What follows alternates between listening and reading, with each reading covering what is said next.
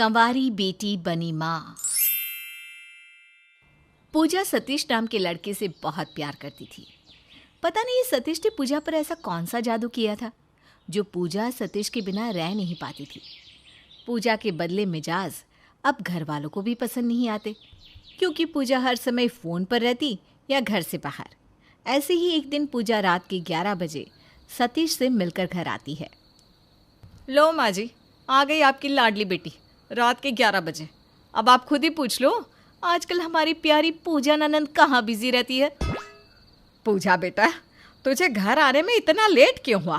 कहाँ थी आज? उषा के पूछने पर पूजा कुछ नहीं कहती और हिचकिचाने लगती है।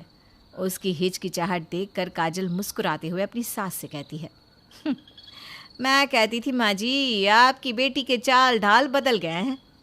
हो ना हो ज़रूर हमारी ननद ने किसी को अपने लिए पसंद कर लिया है। यही नतीजा होता है ज़्यादा छूट देने का। अगर आपने पहले से ही अपनी बेटी पर लगाम लगाई होती ना, तो आज आपकी बेटी समय देखकर घर आ जाती। भाभी, मुझे कुछ बोलने से पहले अपने गिरेबान में झांक कर देखो। आप भी कोई माँ और पापा की पसंद की नहीं हो। आपने भी मेरे भैया पर अपने प्यार का जाल फेंका और हमारे घर की बहू रानी बन गई। और अगर मैं किसी को पसंद करती हूँ तो इसमें गलत क्या है? भैया भाभी की भी तो लव मैरिज हुई है। पूजा इतना बोलकर गुस्से में चली जाती है। अब दिन यूं ही बीतता है। घर में सब पूजा से सतीश के बारे में पूछते हैं, पर पूजा अपने बॉयफ्रेंड के बारे में कुछ नहीं बताती। देखते ही देखते कुछ महीने बीत जाते हैं और उषा पूजा के लिए रिश्ते देखना शुरू कर देती है, जिस पर एक दिन गुस्से में पूजा अपनी माँ से कहती है, माँ, मुझे अभी कोई शादी वादी नहीं करनी, मुझे थोड़ा टाइम चाहिए। पर क्यों पूजा बेटा, क्या तूने अपने लिए किसी को पसंद कर रखा है? अगर तेरी ज़िंदगी में कोई लड़का है तो मुझे बता। मैंने तेरे भैया भाभी की भी शादी करवाई थी। अगर लड़का अच्छे घर से होगा तो मैं तेरी भी शादी ज़रूर करवाऊंगी। अगर कोई है तो उसे मुझसे मिलवा दे। सच में आप मेरी शादी सतीश से करवाओगी ना? अगर आप उससे मिलोगी ना माँ, तो आपको भी वो बहुत पसंद आएगा। मैं कल ही सतीश को घर लेकर आती हूँ आप सबसे मिलवाने के लिए। पूजा आज बहुत खुश थी, क्योंकि उसके घर वाले सतीश को अपनाने के लिए मान जो गए थे। पर ये क्या, अगले दिन जब सतीश पूजा के घर वालों से मिलने आता है तो पूजा के घर वाले उसे देखते ही मना कर देते हैं। और इसके पीछे का कारण सतीश खुद था, क्योंकि सतीश एक अनाथ लड़का था और वो कोई काम नहीं करता था। जब उषा को पता चलता है कि सतीश उसकी बेटी की कमाई पर पल रहा है तो वो साफ साफ इस रिश्ते के लिए मना कर देती है। पूजा बेटा, क्या देखकर तूने इस लड़के को पसंद किया? ना इसका घर है ना खानदान, यहाँ तक कि ये कमाता भी नहीं है। अरे जो लड़का तेरे टुकड़ों पर पल रहा है वो तुझे कहाँ से पालेगा? प्यार से पेट नहीं भरता मेरी बच्ची, दिमाग से काम ले, दिल से नहीं। मैं तेरी शादी ऐसे निठल्ले और बदतमीज लड़के के साथ कभी नहीं करवा सकती। आंटी जी, साफ साफ क्यों नहीं कह देती? मैं एक अनाथ हूँ, इसलिए आप अपनी बेटी का हाथ मेरे हाथों में नहीं देना चाहती। हाँ, मैं मानता हूँ मैं आपकी बेटी से कम पढ़ा लिखा हूँ, पर मेरे जितना प्यार आपकी बेटी को कोई नहीं कर सकता।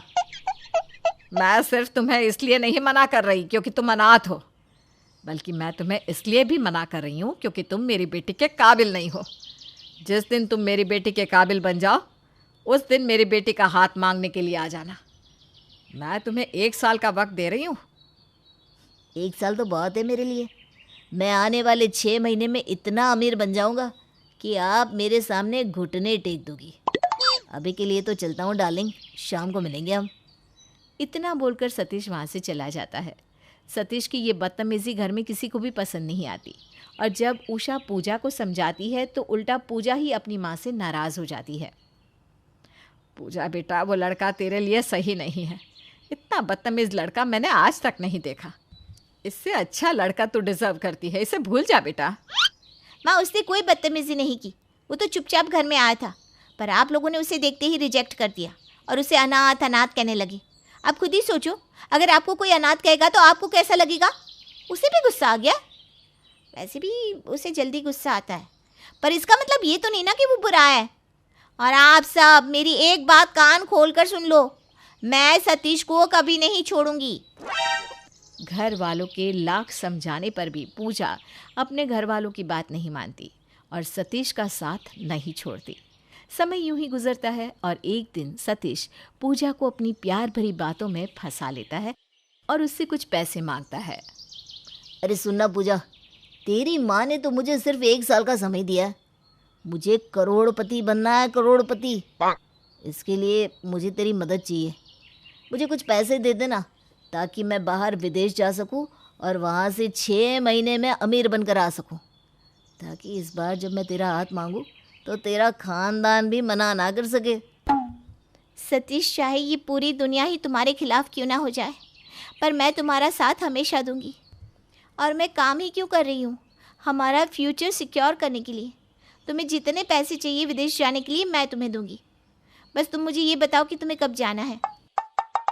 जाने में 2-3 महीने लग जाएंगे, लेकिन पहले वीज़ा, पासपोर्ट, बहुत कुछ बनवाना होगा। तो तुम मुझे 2 दिन के अंदर पैसे दे दो और जब मैं वहाँ जाऊँगा तो तुम्हें पैसे लौटा दूँगा। पूजा सतीश से बहुत प्यार करती थी, इसलिए आंख बंद करके वो 2 दिनों में अपनी सारी जमा पूंजी सतीश को दे देती है। और तो और उषा ने जो पूजा के लिए गहने बनवाए थे वो भी पूजा सतीश को दे देती है। पैसे मिलते ही सतीश बिना बताए पूजा को छोड़कर बाहर विदेश भाग जाता है, जिसके बाद पूजा के ऊपर दुखों का पहाड़ टूट पड़ता है। सतीश के जाने के कुछ दिनों बाद पूजा को पता चलता है कि वो प्रेग्नेंट है। जब इस बारे में घर वालों को पता चलता है तो पूजा के भैया भाभी उसके अगेंस्ट हो जाते हैं।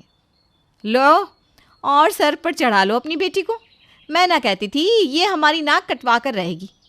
अरे प्यार करना गलत नहीं है, प्यार में गलत कदम उठाना गलत है। क्या सोचकर इस पागल लड़के ने उस बदतमीज लड़की का इतना साथ दिया? बदले में क्या मिला इसे? धोखा। मैं इसके पाप को और इससे अपने घर में और बर्दाश्त नहीं कर सकती। माँ काजल बिल्कुल सही कह रही है। इसने तो मेरी नाक ही कटवा दी। इसकी वजह से मैं सर उठाकर कहीं चल भी नहीं पा रहा। मैं मानती हूँ मेरी बच्ची से गलती हुई है, पर मैं अपनी बच्ची को बुरे समय में ऐसे कैसे छोड़ दूँ, जब उसे अपने घर वालों की सबसे ज़्यादा ज़रूरत है। कोई चाहे कुछ भी कहे, मैं अपनी बच्ची के साथ हमेशा रहूँगी। अगर तुम्हें अपनी बहन के साथ नहीं रहना तो तुम दूसरे घर में शिफ्ट हो जाओ, पर पूजा यहाँ से कहीं नहीं जाएगी। पूरी दुनिया पूजा के खिलाफ हो जाती है। अब घर में आकर गली के लोग, पड़ोस के लोग और रिश्तेदार भी उषा और पूजा को ताने देने लगते हैं। उषा बहन, तुम्हारी तो ज़िंदगी बर्बाद हो गई। पहले बेटा अपनी मर्जी से शादी करके आ गया और यहाँ बेटी ने ऐसा गुल खिलाया कि तुम सर उठाकर चलने लायक नहीं रही। अच्छा हुआ जो भगवान ने मुझे ऐसी औलाद नहीं दी। अगर मेरी ऐसी औलाद होती ना तो मैं तो उसका गला दबाकर मार देती, तुम्हारी तरह उसे अपने साथ ना रखती। बहन, कहना बहुत आसान होता है पर करना उतना ही मुश्किल है।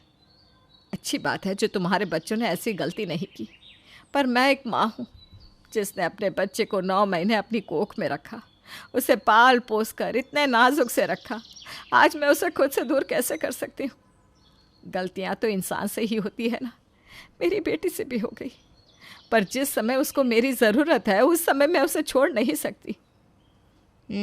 तुम्हारे इसी लाड़ प्यार ने तुम्हारा और तुम्हारी बेटी का ये हाल किया है, और न जाने क्या क्या गुल खिलाने वाली है तुम्हारी बेटी। जब पूजा अपने रिश्तेदार और आस पड़ोस के लोगों के ताने सुनती है तो उसे बहुत दुख होता है और उसे एहसास होता है कि उसने अपनी माँ की बात ना मानकर कितनी बड़ी गलती की। आज पूजा के पास उसकी माँ के अलावा और कुछ नहीं था। अगर कुछ था तो वो थे लोगों के ताने, जो वो जहर के घूंट की तरह हर दिन पी रही थी।